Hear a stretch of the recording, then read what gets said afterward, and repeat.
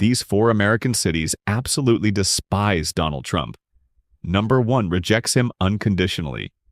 City 4. Seattle, Washington. Seattle, nestled in the gorgeous and evergreen Pacific Northwest, is a city that practically has progressive resistance written into its municipal charter. Known globally as a booming tech hub, a bastion of environmental activism, and the birthplace of the modern American labor rights movement, Seattle's political DNA is diametrically opposed to everything Donald Trump represents. For the residents of this incredibly educated, left-leaning metropolis, the very mention of his name is enough to ruin a perfectly good cup of artisanal, fair trade coffee. The animosity here is not just theoretical, it is loud, highly organized, and visibly angry. The hatred for Trump's political brand in Seattle reached a boiling point during his previous years in politics, culminating in some of the most intense, widespread, and sustained protests seen anywhere in the United States. This is the city that literally took over a neighborhood, establishing the Capitol Hill Organized Protest Chop Zone as a radical demonstration against federal and local authority. Seattleites view Trump's rhetoric on climate change, immigration, and social justice as a direct, existential threat to their deeply held values. The city prides itself on being a welcoming sanctuary for immigrants and a pioneer in green energy, making his fossil fuel-heavy agenda utterly repulsive to the local population. When you look at the electoral maps, Seattle is a sea of the deepest, darkest blue imaginable. Its Republican candidates, especially Trump, are practically non-existent in local tallies. The tech workers at Amazon and Microsoft, the baristas, the university professors, and the unionized dock workers all form a massive, impenetrable wall of anti-Trump sentiment. He is viewed not just as a political opponent, but as an aggressive affront to the progressive utopia they are trying to build.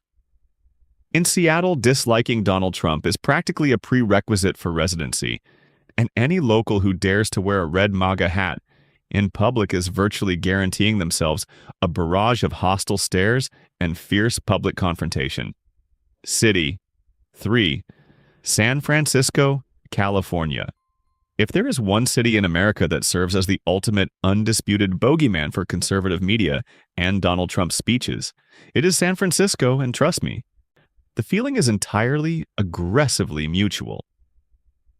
San Francisco is the crown jewel of American liberalism, a city that has historically spearheaded the fight for LGBTQ+ rights, environmental protections, and progressive taxation. For Donald Trump, this city is a favorite punching bag, frequently described in his rallies as a failing, crime-ridden dystopia.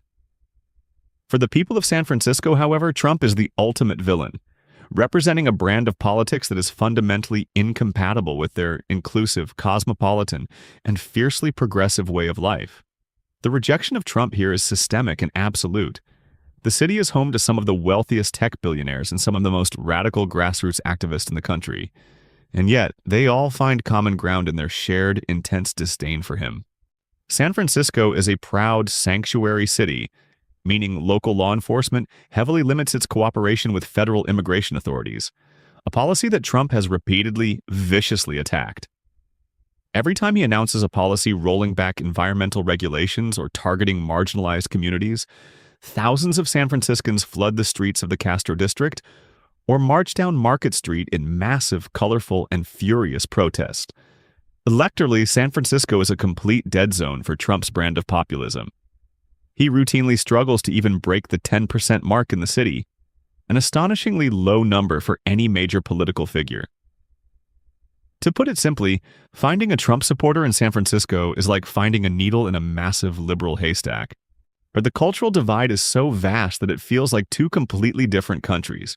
The residents here view his rhetoric as toxic, his policies as draconian, and his entire persona as a grotesque parody of their values.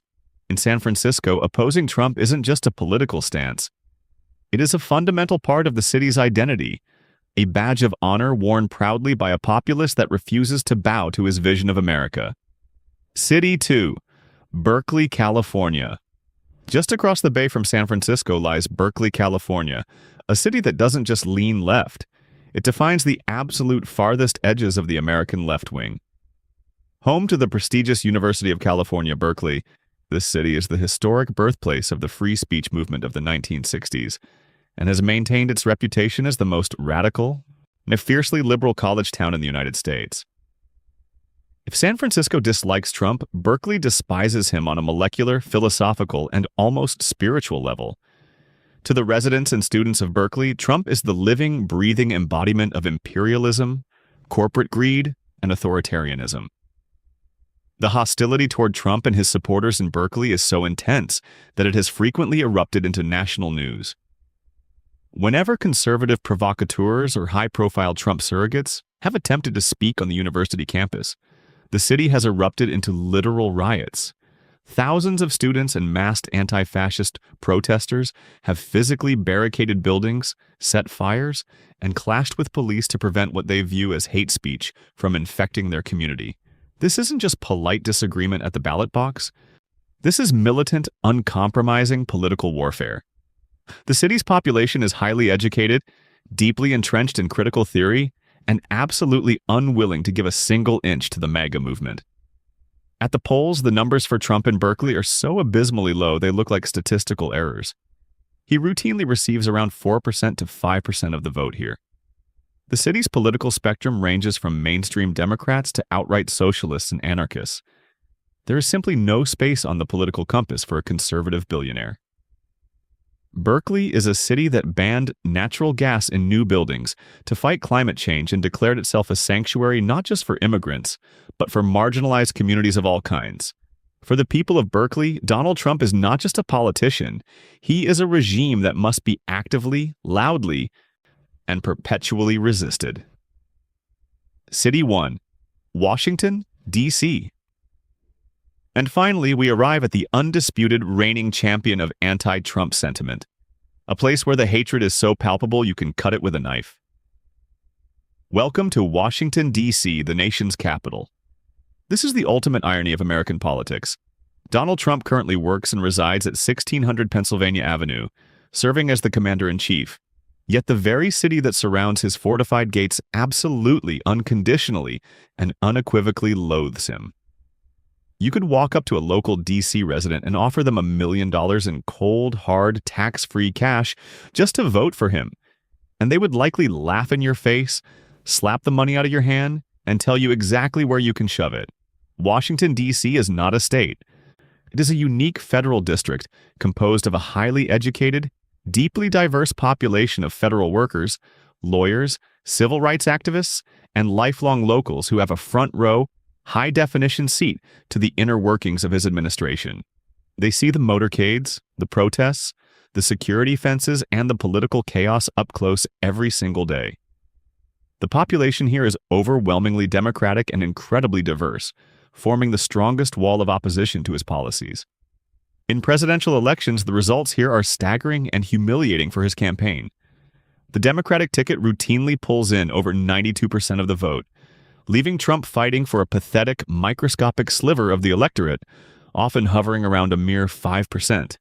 The hatred for Trump in D.C. is deeply personal, like he has constantly attacked the deep state and the swamp, which to the locals translates as a direct, insulting attack on the hundreds of thousands of hardworking, dedicated public servants who live in the district. When he demanded that the military forcefully clear peaceful protesters from Lafayette Square for a photo op, he cemented his status as a hostile occupying force in the eyes of the city. He may currently hold the highest office in the land, and his motorcade may shut down their daily commutes, but he will never, ever win their respect. Washington, D.C. is the city that has to host him, but it is also the city that consistently, loudly, and overwhelmingly rejects him more than any other place on the planet. If you enjoyed this deep dive, please smash that like button. Let me know in the comments which city surprised you the most, and tell me what city and state you are watching from today. Don't forget to subscribe to the channel for more incredible political breakdowns and engaging content.